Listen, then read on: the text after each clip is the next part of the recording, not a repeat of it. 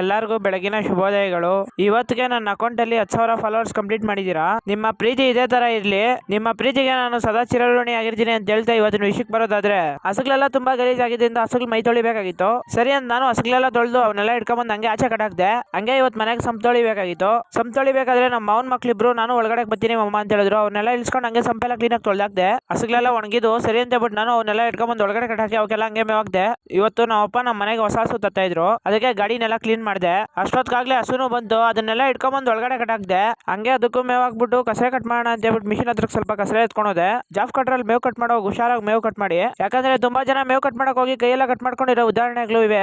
ಅದಕ್ಕೆ ಆದಷ್ಟು ದುಡ್ಡಿಂದ ಇದ್ರ ಹತ್ರ ಕೆಲಸ ಮಾಡಿ ಅಂತ ಹೇಳಕ್ ಇಷ್ಟಪಡ್ತೀನಿ.